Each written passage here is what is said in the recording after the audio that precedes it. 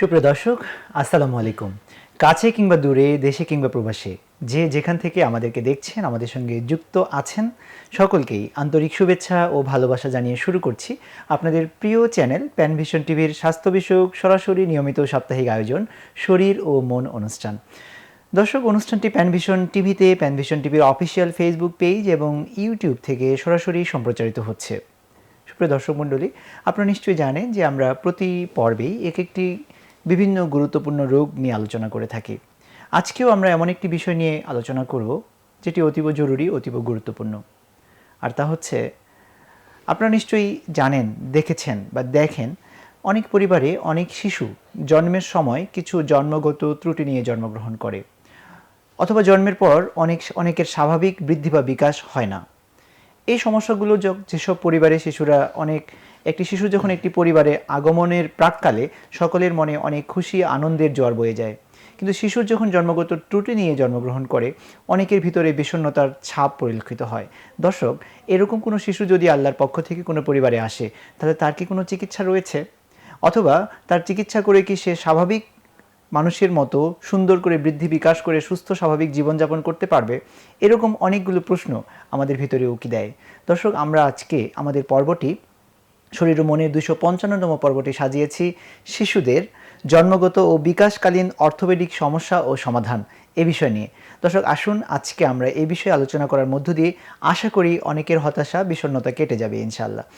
এই বিষয়ে আলোচনা করবার জন্য আজ আমাদের সাথে স্টুডিওতে উপস্থিত রয়েছেন ঢাকা মেডিকেল কলেজ হাসপাতালের অর্থোপেডিক বিভাগের সম্মানিত সহকারী অধ্যাপক ডাক্তার মোহাম্মদ গোলাম ফরহাদ স্যার। আসসালামু আলাইকুম। ওয়ালাইকুম সালাম। স্যার, আপনি কেমন আছেন? আলহামদুলিল্লাহ, ভালো আছি। আমি আমাদের দর্শক মণ্ডলীদেরকেও অভিনন্দন জানাতে চাই, এবং আপনাদের শিশুর এই ধরনের যদি কোনো জন্মগত বা বিকাশকালীন কোনো সমস্যা থেকে থাকে তাহলে আমাদের সাথে যোগাযোগ করতে পারেন। জি, অনেক ধন্যবাদ জানাচ্ছি আপনাকে আপনার ব্যস্ততার মধ্যেও আমাদেরকে সময় দেওয়ার জন্য। দর্শক, আপনাদেরকেও জানিয়ে রাখি, আমাদের এই অনুষ্ঠানটি প্যানভিশন টিভির অফিসিয়াল ফেসবুক পেজ এবং ইউটিউব চ্যানেল প্যানভিশন হেলথ থেকে সরাসরি সম্প্রচারিত হচ্ছে। আপনারা যদি এই বিষয়ের কোনো প্রশ্ন করতে চান তাহলে ফেসবুক এবং ইউটিউবে কমেন্ট করার মাধ্যমে প্রশ্ন করতে পারেন, অথবা মতামত ও অনুভূতি জানাতে পারেন। আর সরাসরি কথা বলতে চান আমাদের অতিথির সাথে, স্ক্রলে দেখানো নাম্বারটিতে ফোন করার মাধ্যমেও সরাসরি ফোনে কথা বলতে পারেন। দর্শক, আমরা আলোচনায় যুক্ত হচ্ছি। আমাদের সম্মানিত অতিথি ডাক্তার গোলাম ফরহাদ স্যার আমাদের সঙ্গে আছেন। আমরা শুরুতেই আপনার কাছ থেকে আপনার একটা অভিজ্ঞতা যদি জানতে চাই, যে আমরা জানি যে আপনি দীর্ঘদিন ধরে শিশু অর্থোপেডিক্স নিয়ে কাজ করছেন। আমরা যে বিষয়টি নিয়ে আজকে কথা বলতে চাচ্ছি সেটি হচ্ছে শিশুদের জন্মগত এবং বিকাশকালীন অর্থোপেডিক যে সমস্যাগুলো হয়, আসলে এইরকম শিশু জন্মগতভাবে ত্রুটি বা এরকম সমস্যা নিয়ে শিশুরা কি পরিমাণ আসলে আপনাদের কাছে আসে, এরকম একটা ধারণা আমাদেরকে দিতে পারবেন কিনা? প্রাথমিক জীবনে তো আপনি এগুলোর অভিজ্ঞতার সম্মুখীন হচ্ছেন। আসলে শিশুদের জন্মগত ত্রুটি যেটা থাকে সেটা আসলে শিশুর জন্মের পরপরই আমাদের কাছে দৃষ্টিগোচর হয়। প্রথমেই যে ডাক্তার বা যে মেডিকেল অ্যাটেন্ডেন্ট উপস্থিত থাকেন ওনাদের কাছে দৃষ্টিগোচর হয়। তারপর সেই শিশুটাকে যখন মায়ের কোলে দেওয়া হয় কিংবা তার পরিবারের কাছে দিয়ে দেওয়া হয়, তখনই তার সমস্যাগুলো আমাদের দৃষ্টিগোচর হয়। তাহলে এটা হলো একটা জন্মগত সমস্যাগুলো। তো এই ধরনের সমস্যাগুলো সাথে সাথে আরেকটা সমস্যা আমাদের দেখা যায়, যখন শিশুটা বড় হতে থাকে তখন তার হাঁটা শিখে কিংবা আরেকটু পরিণত বয়সে আসে, তখন তার আরও কিছু সমস্যা দেখা যায়। তো এই সমস্যাগুলো নিয়ে আসলে আমরা যারা অর্থোপেডিক ডাক্তার আছি তার মধ্যে থেকে শিশু অর্থোপেডিক্সটা একটু আলাদাভাবে আমরা কাজ করতেছি। আপনি জেনে খুব খুশি হবেন যে আমাদের ঢাকা মেডিকেল কলেজ হাসপাতালে প্রতি বুধবার আমাদের শিশু অর্থোপেডিক ক্লিনিক আমরা পরিচালনা করি। সেখানে এই ধরনের সারা বাংলাদেশ থেকেই শিশুরা চিকিৎসার জন্য আসে। এবং এই সংখ্যাটাও তো অনেক কম নয়, সেই সংখ্যাটা অনেক বেশি এবং প্রতিনিয়তই আপনারা এরকম রোগী প্রতিনিয়ত আমরা এই ধরনের শিশুদের। অনেক ধন্যবাদ। আমরা এটা জানতে চাচ্ছিলাম, আমরা আজকের যে আলোচনার আমাদের প্রাসঙ্গিক বিষয় শিশুদের জন্মগত সমস্যা এবং বিকাশকালীন অর্থোপেডিক সমস্যা, আমরা এই দুইটা নিয়ে কথা বলতে চাই। এই দুইটার মধ্যে আসলে পার্থক্য কি? আসলে জন্মগত সমস্যা যেটা আপনি জন্ম সময় ধরতে পারবেন, অথবা অনেক সময় যে জন্মের পূর্বে অনেক সময় আমরা রোগ নির্ণয় করতে পারি। যে এখন যেভাবে আলট্রাসোনোগ্রাম করা হয় সেখানে অ্যানোমালি স্ক্যান করে তার কোনো জন্মগত ত্রুটি আছে কিনা সেটা নির্ণয় করা সম্ভব। আর জন্মের পরপরই সেটা আমাদের দৃষ্টিগোচর হয়, যখন তার পরিবারের কাছে কিংবা ডাক্তারদের কাছে আসে তখন তার জন্মগত কোনো সমস্যা থাকলে সেটা আমাদের দৃষ্টিগোচর হয়। তাছাড়াও আরেকটা সমস্যা আমরা লক্ষ্য করি যেটা হলো শিশুদের বিকাশকালীন সমস্যা। সেই সমস্যাটা মূলত প্রথমেই ধরা পড়ে শিশু যখন হাঁটতে শিখে। তো যখন সে সঠিকভাবে হাঁটতে পারে না বা খুঁড়িয়ে খুঁড়িয়ে হাঁটে, তখন একটা সমস্যা তৈরি হয়। আবার কিছু কিছু সমস্যা আরো একটু পরিণত বয়সে, যখন 5 থেকে 8 বছর বয়স বা 12 বছর বয়স, এই বিভিন্ন বয়সের সাথে সম্পর্কিত কিছু সমস্যা আছে, সেগুলো আমরা পরবর্তীতে ধরতে পারি, সেগুলোকে আমরা বিকাশকালীন সমস্যা বলে থাকি। যে আমরা এগুলো নিয়ে আসলে আপনার সঙ্গে আজকে জানতে চাই, আসলে এই বিষয়টা নিয়ে যদি আমরা একটু আমাদের আবেগের জায়গাটাতে হাত দিই। আসলে তো একজন শিশু যেসব পরিবারে এরকম সমস্যা নিয়ে জন্মগ্রহণ করে, তাদের তো আসলে আবেগ বলবো যে, এবং এটা একটা উৎকণ্ঠার কারণ হয়ে থাকে অনেকের জন্য, এবং সেটা থেকে আসলে উত্তরণের এখন সম্ভাবনাগুলো কিরকম তৈরি হয়েছে, আমরা একটু আশাব্যঞ্জক কথা দিয়ে আসলে শুরু করতে চাই। আসলে জন্মগত ত্রুটি যেগুলো থাকে, অনেকগুলো ত্রুটি যদি আমরা সঠিক সময়ে সঠিকভাবে চিকিৎসা করতে পারি, এবং সেই সকল শিশুদেরকে সম্পূর্ণ সুস্থ জীবনে ফিরিয়ে দেওয়া সম্ভব। জি, মাশাআল্লাহ। আমরা এটাই শুনতে যাচ্ছিলাম। আসলে আমরা এখন একটু আলোচনার মূল পর্বে ঢুকতে চাই, যে আপনি একটু আমাদেরকে জানাবেন যে শিশুরা জন্মগত ত্রুটি নিয়ে যারা জন্মগ্রহণ করে, যেটাকে আমরা কনজেনাইটাল অ্যানোমেলি বা কনজেনাইটাল প্রবলেম নিয়ে যারা জন্মগ্রহণ করে, এগুলোর কি কি ধরনের সমস্যা নিয়ে শিশুরা জন্মগত সমস্যা নিয়ে জন্মগ্রহণ করে আসলে? আসলে জন্মগত সমস্যাগুলো যদি আমরা চিন্তা করি, বিশেষ করে আমরা সবচেয়ে বেশি মানে কমনলি পেয়ে থাকি, এর মধ্যে এগুলো হলো পায়ের থেকে যদি আমরা চিন্তা করে আসি, যদি পায়ের আঙ্গুলগুলো যদি আমরা চিন্তা করি, অনেক সময় দেখা যায় কোনো কোনো বাচ্চার ক্ষেত্রে দেখা যায় একাধিক আঙ্গুল থাকতে পারে, তার 5টা আঙ্গুলে দেখা 6টা আঙ্গুল আছে কিংবা আরও বেশি থাকতে পারে। তাহলে আঙ্গুলের সমস্যা এক ধরনের। আবার অনেক সময় দেখা যায় তার আঙ্গুলগুলো একসাথে লেগে আছে, 2টা আঙ্গুল পরস্পরের সাথে, যেটা আমরা সিনড্যাকটাইলি বলি। তার পরবর্তী আবার অনেক সময় দেখা যায় যে একটা আঙ্গুল বড়, তার কোনো একটা আঙ্গুল ম্যাক্রোড্যাকটাইলি। ঠিক তেমনিভাবে আবার তার পায়ের পাতা একটা মাঝখানে একটা ফিশার তৈরি থাকে, 2 ভাগ থাকে, তখন এটাকে আমরা বলি যে ক্লেফট ফুট। তো এইভাবে সবচেয়ে কমনলি আমরা পায়ের মধ্যে যে সমস্যা দেখে থাকি, তার মধ্যে হলো ক্লাব ফুট একটা সবচেয়ে বেশি কমন, বা মুগুর পা আমরা অনেক সময় বলে থাকি। তারপরে যদি আমরা আরেকটু উপরে দিকে আসি, তার পায়ের মধ্যে তার পা বাঁকা একটা অনেক ধরনের প্রবলেম। নর্মালি কিছু কিছু পা সাধারণত ফিজিওলজিক্যাল বোয়িং থাকে, তাছাড়াও কতগুলো প্যাথোলজিক্যাল সমস্যা, সেগুলো আমাদেরকে কাছে আসতে হবে, তখনই আমরা এটার জন্য হাইলাইট করতে হবে। আর পরবর্তীতে আরও কিছু সমস্যা আমরা পাই, যেমন তার হাঁটুতে সমস্যা, যে তার হাঁটুটা পুরোপুরি সোজা হচ্ছে না। কোনো কোনো বাচ্চার পাওয়া যায় তার হাঁটু বাঁকা করতে পারতেছে না, আবার কখনো পাওয়া যায় তার হাঁটুটা উল্টা দিকে ঘুরে আছে।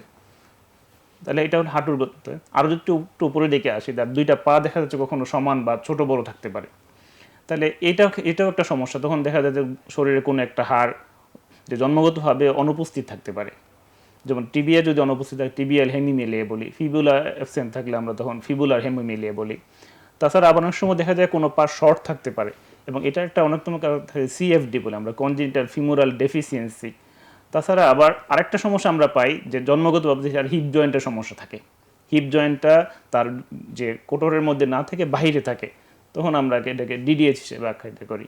তো এইভাবে শিশুর যে পা এবং হাতে ওই ধরনের সমস্যাগুলো আমরা পরিলক্ষিত করি।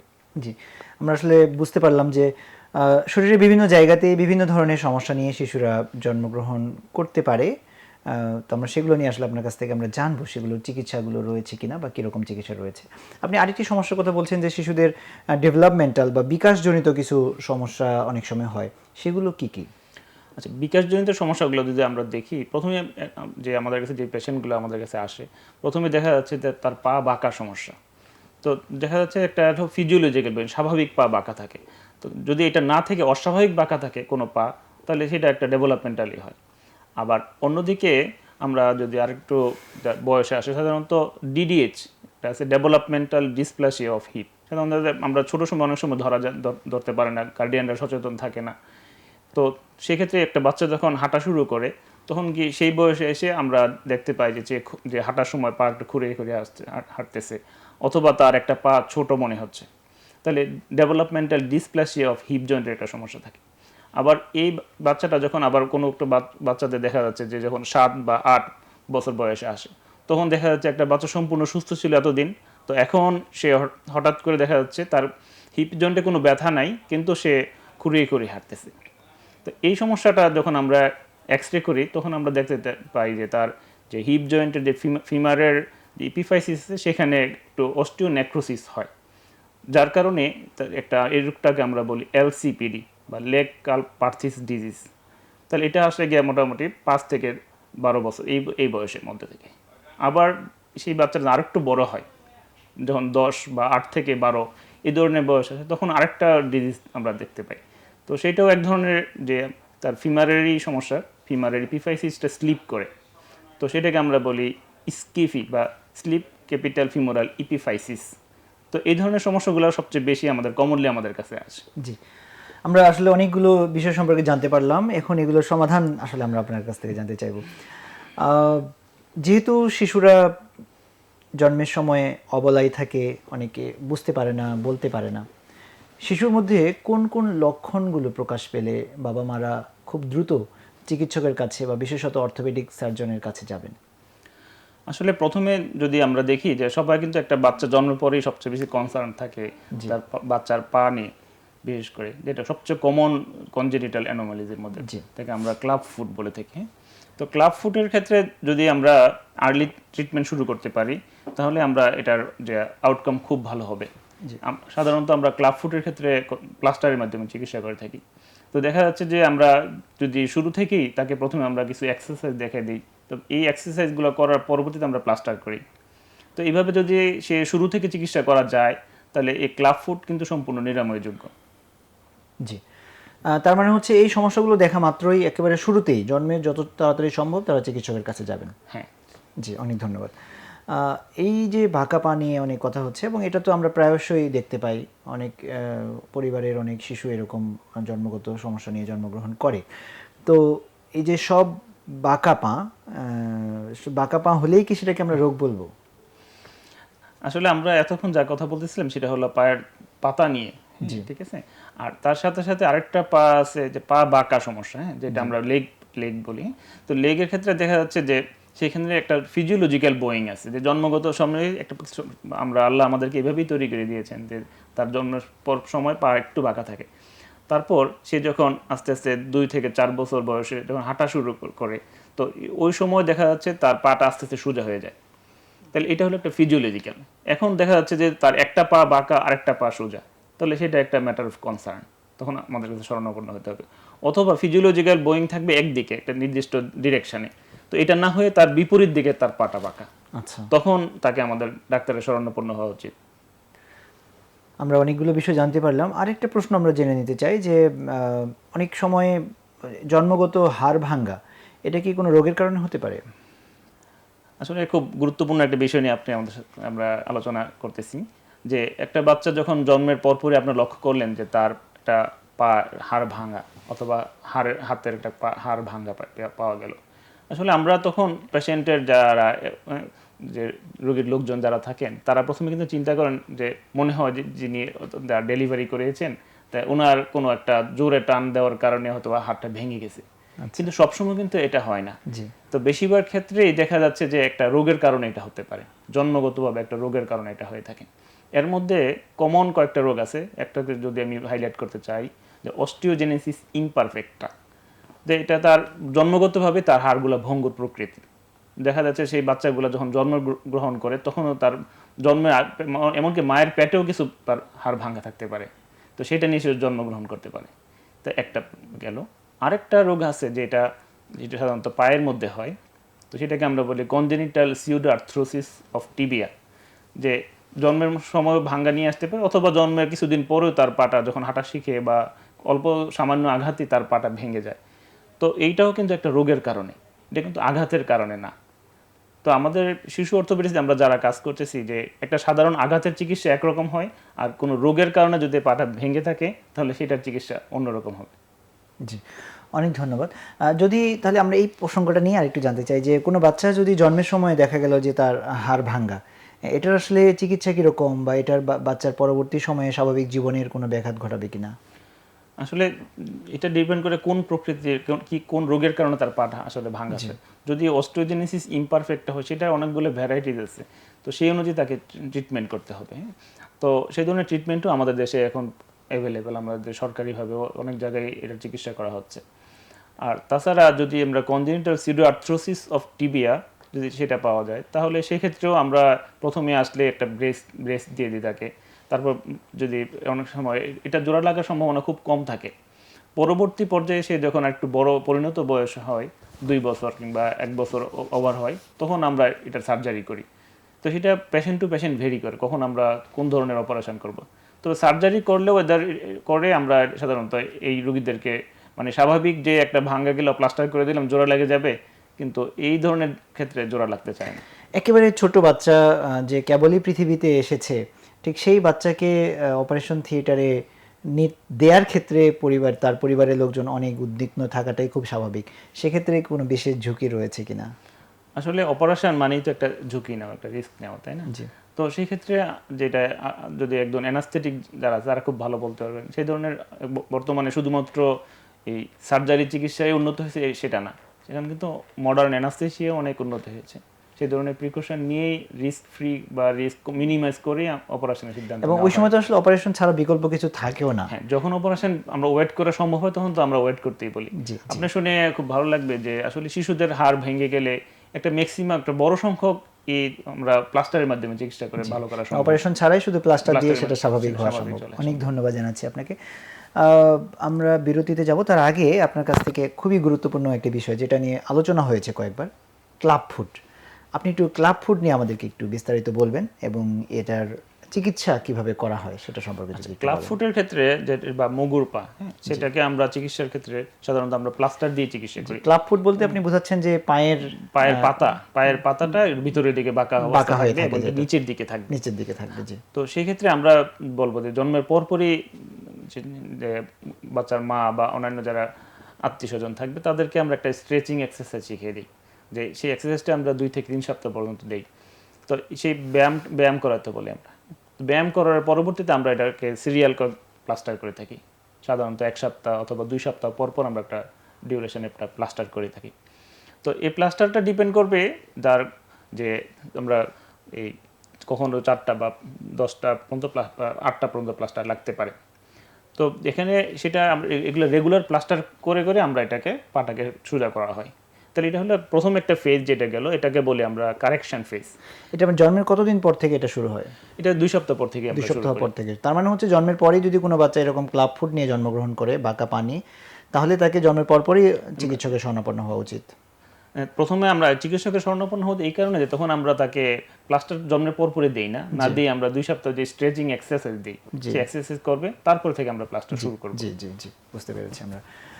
তাহলে এটা আপনি বললেন এগুলো কি সব ক্ষেত্রেই প্লাস্টার দিয়েই ভালো হয়, নাকি এগুলোর ক্ষেত্রে কোনো অপারেশনের কোনো অপশন আছে বা প্রয়োজন হতে পারে? এখানে আসলে চিকিৎসাটা ওর প্লাস্টারের মধ্যে সীমাবদ্ধ না, তার পরবর্তীতে দেখা যায় যে তার এই কারেকশনের ফেজের পর একটা মেইনটেনেন্স ফেজ থাকে, একটা দীর্ঘ সময় তাকে মেইনটেনেন্স ফেজ আমরা একটা ব্রেস দিই তাকে, এক ধরনের জুতা পরতে দিই যেটা 2টা কানেক্টিভ বার দিয়ে আটকানো থাকে। তো এই জুতাটা থেকে আমরা 3 থেকে 4 বছর বয়স পর্যন্ত পরতে দিই। তাহলে একটা দীর্ঘ সময় একটা বা দীর্ঘমেয়াদী একটা চিকিৎসার প্রয়োজন হয় এই ক্লাব ফুটের ক্ষেত্রে। তো দেখা যাচ্ছে যে এই ক্লাব ফুটের ক্ষেত্রে সবচেয়ে বড় সমস্যা হয় যখন এই কারেকশন ফেজে আসে, কারেকশন ফেজের পরবর্তীতে যখন সে মেনটেনেন্স ফেজে আসে, অনেক বাচ্চারাই ঠিকমতো এই জুতাটা মেনটেন করতে পারে না। তো তখন দেখা যাচ্ছে এটা রিল্যাপস হয়, তার ডিফর্মিটিটা আগে আবার রিকারেন্স হয়। তো সেক্ষেত্রে আমাদের অনেক ক্ষেত্রে দেখা যাচ্ছে যে তার অপারেশনের প্রয়োজন হয়। আচ্ছা, তো এই ক্লাব ফুটের চিকিৎসার যেটা আধুনিকায়ন হয়েছে, সর্বাধুনিক চিকিৎসাগুলো যদি কেউ গ্রহণ করতে পারে বা করে, সেটা কি একেবারে স্বাভাবিক পায়ের মতো হওয়া সম্ভব কিনা? আসলে এটা ডিপেন্ড করবে তার এই ক্লাব ফুটের ভ্যারাইটির কীরকম। কিছু কিছু ক্লাব ফুটের ক্ষেত্রে দেখা যায় নিউরোজেনিক ক্লাব ফুট থাকে, অথবা অনেক সময় সিন্ড্রোমিক বেবি পায়, তার আরও অন্যান্য জন্মগত ত্রুটি আছে, তার সাথে ক্লাব ফুট একটা কম্পোনেন্ট।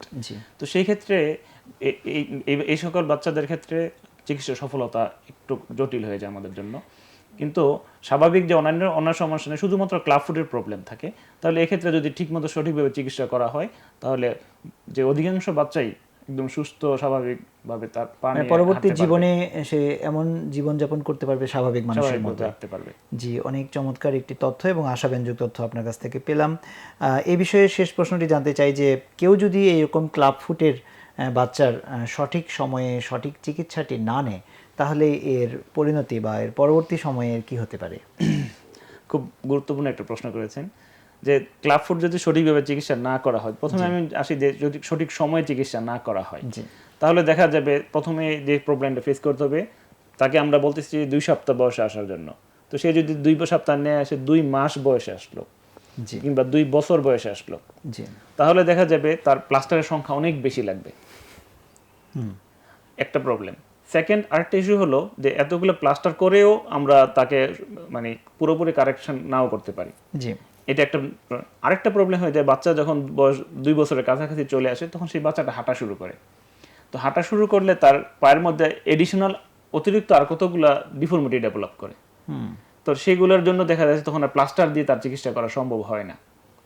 আবার তার পরবর্তীতে বাচ্চা যদি আরো দেরি করে আসে তখন তার পা বাঁকা পা নিয়ে হাঁটার কারণে তার যে হাড়ের যে গঠনটা যেভাবে স্বাভাবিক হওয়ার কথা ছিল সেভাবে হাড়গুলো গঠন হয় না। তখন দেখা যাচ্ছে তার একটা বড় ধরনের সার্জারির প্রয়োজন হয়। চিকিৎসায় তখন অতিরিক্ত কিছু বিষয় যুক্ত করতে হবে, অতিরিক্ত কিছু, সার্জারি সহ। যে প্রথম দেখা যাচ্ছে আমরা যে সফট টিস্যু শুধুমাত্র তার চামড়া কিংবা রগ এগুলা কেটে আমরা অপারেশনটা হয়ে যায়, কিন্তু পরবর্তীতে তার হাড়ও কাটার প্রয়োজন হয়। জি জি, আমরা বুঝতে পেরেছি। তার মানে সঠিক সময়ে সঠিক চিকিৎসাটা গ্রহণ করাটাই হচ্ছে এটার জন্য যথোপযুক্ত এবং সেটার ফলাফলই সবচেয়ে সুন্দর এবং ভালো। আমাদের সময় হলো একটি বিরতির, আমরা বিরতির পরে আবার বাকি আলোচনায় ফিরে আসছি। সুপ্রিয় দর্শক, আপনারা আজকে খুবই গুরুত্বপূর্ণ এবং বলবো যে যার সাথে আবেগ জড়িত শিশুদের সাথে এমন একটি বিষয় নিয়ে আজকে আমরা আলোচনা করছি। আলোচনার মাঝে আমাদের সময় হলো একটি ছোট্ট বিরতির, আমরা বিরতির পরে আবার একই আলোচনায় ফিরে আসছি। ততক্ষণ আমাদের সঙ্গে থাকুন।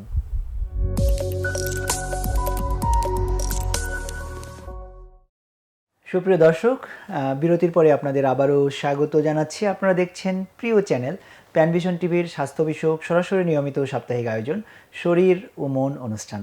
আজ আমরা কথা বলছি শিশুদের জন্মগত ও বিকাশকালীন অর্থোপেডিক সমস্যা ও সমাধান এই বিষয়ে। দর্শক, এই বিষয়ে আলোচনা করার জন্য আজ আমাদের সাথে স্টুডিওতে পুরো সময় জুড়ে উপস্থিত রয়েছেন ঢাকা মেডিকেল কলেজ হাসপাতালের পেডিয়াট্রিক্স অর্থোপেডিক বিভাগের সম্মানিত সহকারী অধ্যাপক ডাক্তার গোলাম ফরাদ স্যার। আপনাকে বিরতির পরে আবারও স্বাগত জানাচ্ছি।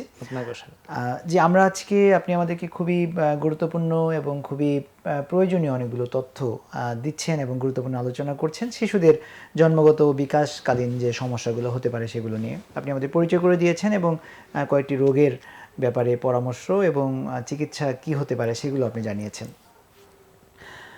আমরা একটি বিষয় আপনার কাছ থেকে এখন জানতে চাই যে কোনো শিশু যখন হাঁটার বয়সে উপনীত হয়, কোনো শিশু যদি খুঁড়িয়ে খুঁড়িয়ে হাঁটে, তাহলে সেটাকে আসলে পিতামাতাদের কিভাবে গ্রহণ করা উচিত, সেটার কারণগুলো কি কি রয়েছে? আসলে এটা একটা সবচেয়ে বড় কনসার্নের বিষয় যে একটা বাচ্চা হাঁটা শিখলেও দেখা যাচ্ছে সে খুঁড়িয়ে খুঁড়িয়ে হাঁটতেছে। তো যদি আমরা তার খোঁড়ানোর কারণটা চিন্তা করি তাহলে প্রথমে আসবে যে তার এই পায়ের কোনো তার হাড়ের গঠনগত কোনো সমস্যা আছে কিনা। সেক্ষেত্রে প্রথমে আমাদের মাথায় যেটা আসে, তার অনেক সময় ডিডিএইচ থাকলে যেটা অনেক দেরিতে ডায়াগনোসিস হয়, ডেভেলপমেন্টাল ডিসপ্লেসিয়া অফ হিপ, যেখানে যে তার এই ফিমারটা তার এসিটামলের ভিতরে না থাকে, একটু বাইরে থাকে। তো সেটা একটা প্রবলেম তৈরি হলো। আর তাছাড়াও একটা বাচ্চা খুঁড়িয়ে হাঁটার অনেক অন্যতম একটা কারণ থাকে যে একটা বাচ্চা আগে সম্পূর্ণ সুস্থ অবস্থা হাঁটতো, এখন সে খুঁড়িয়ে খুঁড়িয়ে হাঁটতেছে। তো সেক্ষেত্রে আমাদের আগে চিন্তা করতে হবে কোন ইনফেকশন আছে কিনা, কারণ এই বাচ্চাদের ক্ষেত্রে একটা ইনফেকশনের একটা কমন ইস্যু। আপনার সাথে মনে হয় এর আগের আলোচনায় আমরা এ নিয়ে অনেক বিস্তারিত কথা বলেছিলাম, অনেক তথ্য দিয়েছিলেন আমাদের। তো সেক্ষেত্রে ইনফেকশন আছে কিনা সেটাকে আমাকে এক্সক্লুড করতে হবে।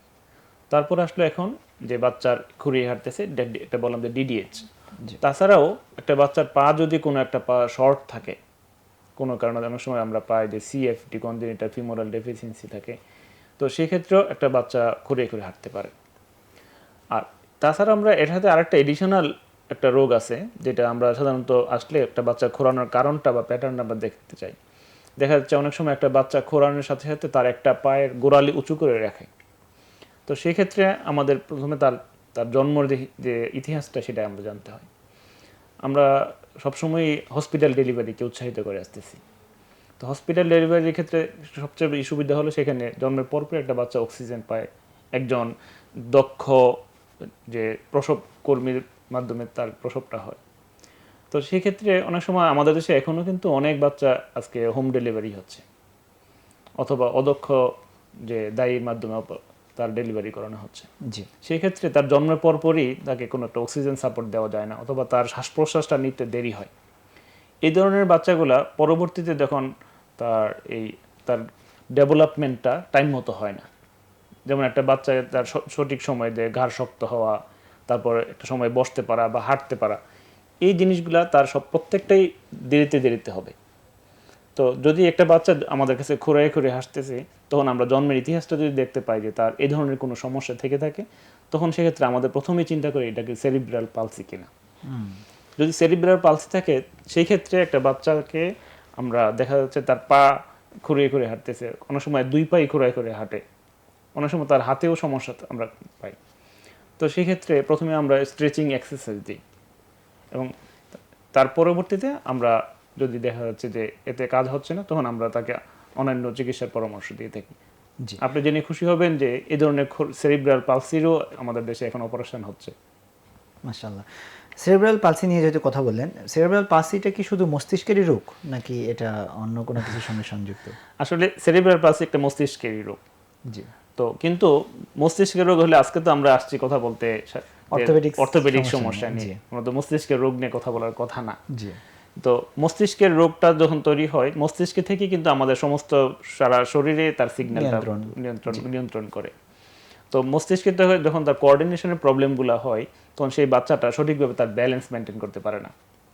তো ঠিক সে তার হাঁটাটা টাইম মতো হচ্ছে না, তার যে ঘাড় শক্ত হওয়ার যে সময় হওয়ার কথা ছিল সেটা হচ্ছে না, তার যে সময় বসতে পারার কথা ছিল সেটা সে সঠিক সময় বসতেছে না। তো পরবর্তী পর্যায়ে মায়েরা যখন খেয়াল করে কখন এসে যখন সে হাঁটা শুরু করে, সেই সঠিক সময় হাঁটতে পারে, তার হাঁটা দেরি হচ্ছে, হাঁটা শুরুটা অনেক দেরি করে সে হাঁটতেছে। তো সেই ক্ষেত্রে আমরা এই তার বডিতে কিছু ডিফর্মিটি ডেভেলপ করে। একটা তো আপনি নিজেই বললেন যে পা তার উঁচু করে রাখে, হিলটা উঁচু থাকে হাঁটার সময়। অনেক সময় আমরা হাঁটু তার সোজা হয় না এরকম পাই, অথবা হিপ জয়েন্টটা ফ্লেক্স করে রাখে, ভাঁজ করে রাখে তার ফ্লেক্স। তো এই ধরনের বিভিন্ন সমস্যা নিয়ে এই সেরিব্রাল পালসি পেশেন্টগুলো আসে। জি। আমরা বুঝতে পারলাম। আমরা এরপরে আরো গুরুত্বপূর্ণ দুই একটি বিষয় আপনার কাছ থেকে জানতে চাইবো এবং এর মধ্য দিয়ে আমাদের অনুষ্ঠান আমরা শেষের দিকে যাব ইনশাল্লাহ। আপনি আমাদেরকে পা, বাঁকা পা যেটা লেগ বা আমরা যে বয়িং, এরকম বাঁকা পা আমাদের একজন জানতেও চেয়েছেন যে তার সন্তানের এরকম পা বাঁকা হচ্ছে, হাঁটার সময় তিনি বুঝতে পারছেন যে পা বাঁকা। এরকম হলে আসলে করণীয় কি এবং এটা চিকিৎসা কি? আসলে পা বাঁকা, যেটা প্রথমেই আমরা বললাম যে একটা বয়স পর্যন্ত এটা স্বাভাবিক বাঁকা বা আমরা ফিজিওলজিক্যাল বোয়িং বলি। তার পরবর্তীতে আর কিছু সমস্যা থেকে থাকে, জি, যে প্যাথোলজিক্যাল, যেমন রিকেটসের কারণে পা বাঁকা হয়।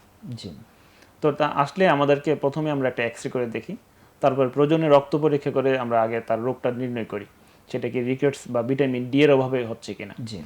তো সেক্ষেত্রে যদি আমরা সঠিকভাবে ভিটামিন ডি সাপ্লিমেন্ট দিই কিংবা অন্য কোনো সমস্যা থাকলে সেটা চিকিৎসা করা হয়, তাহলে এটা চিকিৎসা করে সুস্থ করা সম্ভব।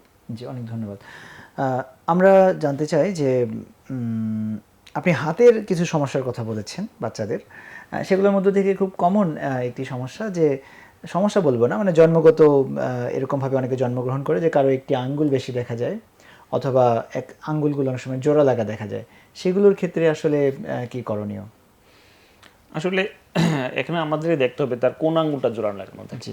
আপনারা জানেন যে আমাদের বিশেষ করে এই থাম্ব বা বুড়ো আঙ্গুল এটা সবচেয়ে বেশি ফাংশন থাকে। জি। তো সেক্ষেত্রে যদি আমাদের এই কোনো আঙ্গুল জোড়া লাগানো থাকে, সেটাও আমরা একটা সার্টেন বয়স আসলে আমরা এটা রিলিজ করে সেপারেশন করা সম্ভব, করা যাচ্ছে। আর হাতের আরও কিছু সমস্যা আমরা পাই, অনেক সময় দেখা যাচ্ছে যে কোনো বাচ্চাদের যেটা জন্মের পরবর্তীতে আমরা ধরতে পারি, শুরুতে ধরা যায় না, যেটাকে আমরা বলি রেডিও আলনার সাইনোস্টোসিস। যে একটা হাড়ের সাথে আরেকটা হাড় একসাথে জোড়া লেগে যায়, তখন সে হাতটাকে এভাবে মোচড় দিয়ে আমরা যে ঘুরাতে পারি, এই ঘোরানো তার মুভমেন্টটা হয় না। এই ধরনের আরো অনেক সমস্যা আমাদের কাছে আসে। মানে এই জিনিসগুলো আসলে কতটুকু সমাধান করা যায়? আসলে সমাধানের বিষয়টা কি, যে এখন তার ডিফর্মিটির সিভিয়ারিটি কতটুকু সেটার উপর ডিপেন্ড করে। আর তারপর ওটা সমাধান আমরা কি চাই, এক্সপেকটেশন কি। আসলে সব ক্ষেত্রে যে একদম পরিপূর্ণভাবে একদম সুস্থ স্বাভাবিক করে দেওয়া, এটা আল্লাহ যেটা আমাদেরকে দিয়ে দেয় নাই, সেটা তো আর আমরা পারবো না। হ্যাঁ, তো আমরা যেটা করতে পারি যে তার একটা ফাংশনাল ভাবে সে যেন ডান হাত দিয়ে খেতে পারে, তাকে একটা কর্মক্ষম জীবন দিতে পারে, সেটাই আমরা চেষ্টা করে থাকি। জি, অনেক ধন্যবাদ। আমরা এই বিষয়টা আপনি যে আমাদের একটু ধারণা দিয়েছেন যে কারো যদি আঙ্গুল জোড়া লাগা কোনো বাচ্চা জন্মগ্রহণ করে, সেটা নিয়ে তো আতঙ্কগ্রস্ত হওয়ার কোনো কারণ নেই। সেটার অপারেশনগুলো আসলে কোন বয়সে করা হয় বা অভিভাবকরা কখন চিকিৎসকের কাছে যাবেন? আসলে এটা প্রথমেই একবার যে জন্মের পরপরই অপারেশন করে সেপারেশন করা হয় সেরকমটা না। আপনি এর আগেও একটা কথা বলেছিলেন যে অ্যানাস্থেটিক একটা রিস্ক থাকে। তো আমরা সেটা সাধারণত একদম এত ছোট বয়সে, আমাদের 1 থেকে 2 বছর বয়সে পরে আমরা বা ওই সময় থেকে আমরা অপারেশনের সিদ্ধান্ত নিই। এটা রোগীর মানে অবস্থা বুঝে আমরা তখন সিদ্ধান্ত নিই। জি, জি। আমরা অনেকগুলো বিষয় আপনার কাছ থেকে জানতে পারলাম যে শিশুদের জন্মগত এবং বিকাশকালীন শারীরিক অনেকগুলো জটিলতা নিয়ে অনেকে জন্মগ্রহণ করে, যেগুলোর বেশিরভাগই একদিক দিয়ে শিশুর জন্মগত যেভাবে আল্লাহর পক্ষ থেকে এটা দেয়া, আবার চিকিৎসা বিজ্ঞানের যে উন্নতি এবং চিকিৎসকের ভিতরে আল্লাহ যে জ্ঞান, এটাও তো আল্লাহর পক্ষ থেকে দেয়া। তো এই দুইটাই সমন্বয় করে একজন মানুষকে কর্মক্ষম এবং সুন্দর জীবন উপহার দেয়াই তো আসলে আমাদের এই কষ্ট, এই চেষ্টার লক্ষ্য। আমাদের প্যানভিশনের এই প্রোগ্রামগুলো আমরা প্রতি সপ্তাহে করে যাচ্ছি। এই তথ্যগুলো আমাদের দর্শকদেরকে আমরা জানাতে চাই। প্রান্তীয় অঞ্চলে অনেক দর্শক আমাদেরকে দেখছেন, তারা যেন বুঝতে পারেন যে সব কিছু আসলে চিকিৎসা করে একটা সুন্দর পর্যায়ে যাওয়া সম্ভব, হতাশ বা আশাহত না হয়ে। আমরা অনুষ্ঠান শেষ করতে যাচ্ছি। আপনার কাছে আমাদের দর্শকদের প্রতি আপনার যে বিশেষ পরামর্শ যদি থাকে, কোনো পরিবারে এরকম সন্তান যদি আগে থেকেই থেকে থাকে, অথবা কোনো পরিবারে আল্লাহ না করুক যদি কোনো সন্তান এভাবে জন্মগত কোনো ত্রুটি নিয়ে জন্মগ্রহণ করে, তারা যেন আতঙ্কগ্রস্ত বা উদ্বিগ্ন না হয়ে আশাব্যঞ্জক হয়ে এই সন্তানকে নিয়ে সুন্দর স্বপ্ন আঁকতে পারেন, এ বিষয়ে আমাদের দর্শকদের প্রতি আপনার বার্তা আমরা জানতে চাই।